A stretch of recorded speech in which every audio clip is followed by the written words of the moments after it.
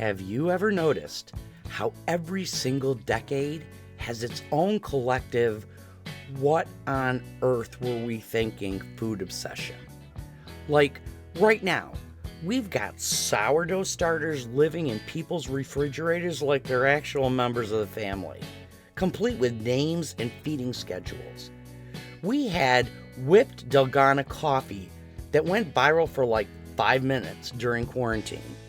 And currently, we are living through the protein everything era, where if you can crush a protein shake into it, people will eat it. But if you pack up your culinary time machine and travel back to 1950s, you'll find a society with a completely different, utterly baffling idea of what counted as a proper, respectable, and even elegant meal. And somehow, it almost always involved gelatin. We aren't talking about a harmless bowl of red Jello at a kid's birthday party here. I'm talking about full-on structurally sound molded salads. I'm talking about vegetables suspended in mid-air, fruits locked in trembling translucent towers, and sometimes, more often than anybody cares to admit, savory meats that should have never been anywhere near a dessert plate in the first place. And it all revolved around what we now think of as a simple, cheap boxed childhood snack, Jello. But back then, it wasn't a snack. It was a lifestyle. To truly understand how we arrived at this jiggly peak of human civilization, you have to picture post-war World War II in America. The war is over, the economy is booming, and the domestic landscape is shifting beneath everyone's feet. New gleaming appliances are marching into suburban kitchens, most notably the electric refrigerator. Suddenly, the ability to chill things reliably becomes the ultimate status symbol.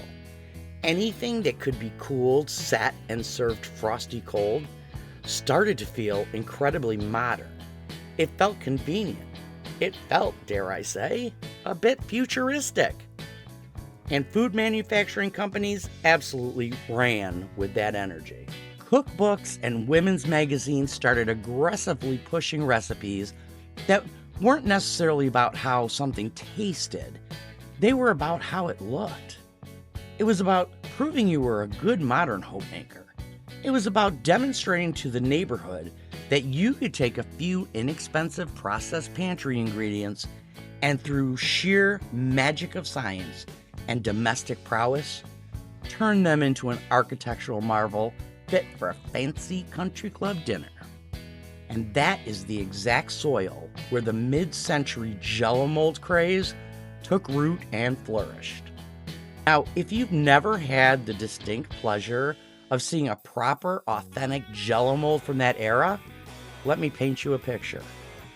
Imagine a massive ring-shaped salad sitting on a silver platter. It's a vibrant radioactive neon green, or a suspiciously glossy orange.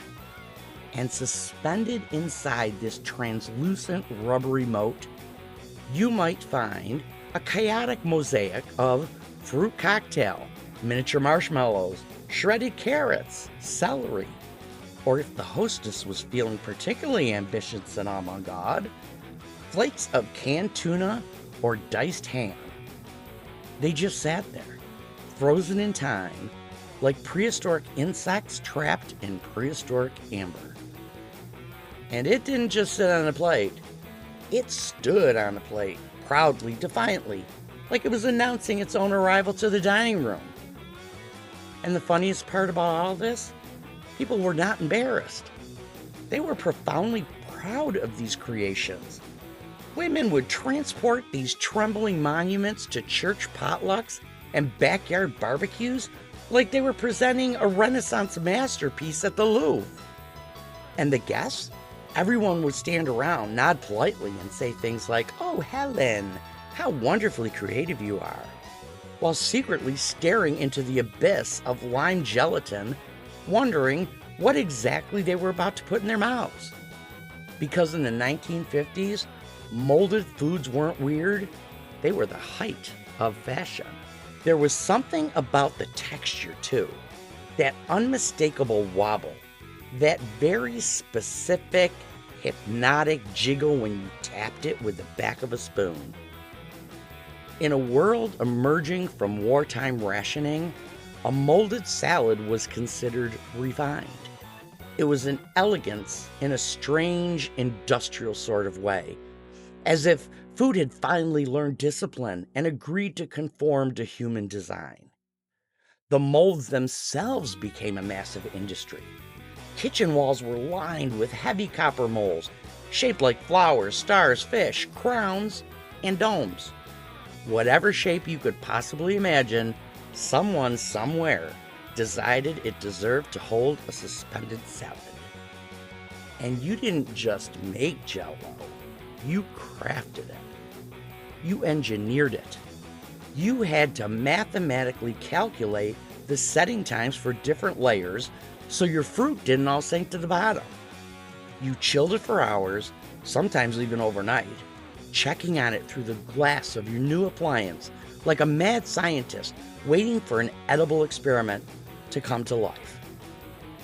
And the recipes, oh my gosh, the recipes were entirely fearless. You had the sweet versions, which at least make a little bit of sense.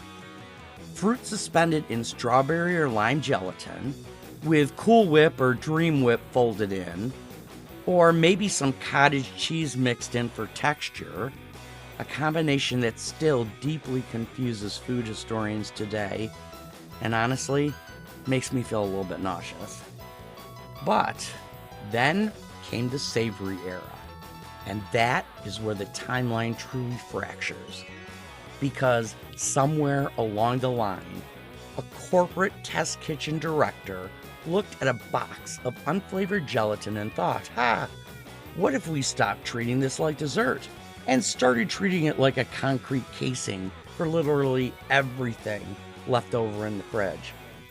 And thus, the world was introduced to things like tomato aspic, which essentially is seasoned tomato juice stiffened into a trembling savory red dome, often served with a dollop of mayonnaise right in the center. Or chicken salad molded into the shape of a sleeping fish. Or seafood gelatin rings packed with shrimp, hard-boiled eggs, and pimentos. And they looked like, I don't know, they belonged in a museum exhibit titled Brave Yet Regrettable Decisions in Culinary History. Again, nobody questioned it. It was modern. It was efficient. It utilized leftovers, which meant you were a resourceful, thrifty homemaker.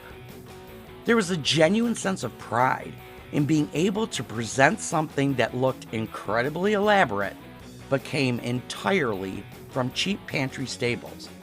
You were demonstrating skill, control, and a mastery over the domestic arts.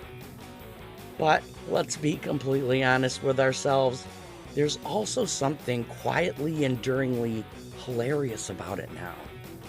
We've all experienced that specific awkward moment at a family holiday where an older relative brings out a vintage gelatin dish and you just stare at it, completely unable to tell if you're supposed to admire it, eat it, or gently ask if it needs some help. Ultimately, these dishes weren't just food. They were artifacts of a bigger cultural movement. The American kitchen was becoming a theater of identity. Magazines were teaching a generation of women how to impress guests, how to engineer a modern table, and how to be simultaneously efficient, scientific, and yet stylish. A perfectly unmolded, unbroken gelatin ring wasn't just dinner. It was a report card proving you were keeping up with the rapid pace of the times. But, like all trends, the fever broke. By the late 1960s and early 70s, the cultural pendulum swung back.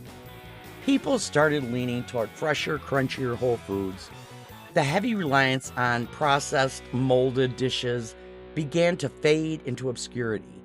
The collective fascination with needing to suspend our dinners in a translucent matrix slowly melted away, both literally and culturally. And yet, it never completely vanished. Even now, in the year 2026, you'll still run into it at vintage-themed dinner parties, retro internet cooking channels, or, dare I say, Midwestern Thanksgiving tables, where an aunt proudly says, "My mother used to make this every single year," while everyone else quietly pokes at it with a fork, trying to identify the mysterious shapes trapped inside. And I think that's what makes the whole Jello mold era so incredibly fascinating. It wasn't really about the flavor, it was about optimism. It was about a society trying something completely new and believing with absolute certainty that convenience, science, and creativity could all peacefully coexist in the exact same dish, even if the results sometimes wobbled a little too violently for comfort. There's something oddly charming about that level of confidence, even if today we look at a molded ring of shrimp suspended in lime-flavored gelatin and think, yeah, maybe we don't ever need to go back there. So the next time you happen to spot a bright, colorful, jiggly dessert at a retro gathering, just remember, you aren't just looking at a snack. You are looking at a monument to the moment in human history when people looked into their brand new modern refrigerators, took a deep breath and thought, yes, I should absolutely put this leftover seafood in a mold and see what happens. And honestly, we've all had experimental eras like that. Hopefully, none of our current mistakes jiggle quite as much when you hit them with a fork. Thanks so much for joining the Heritage Kitchen. Can't wait to see you next time.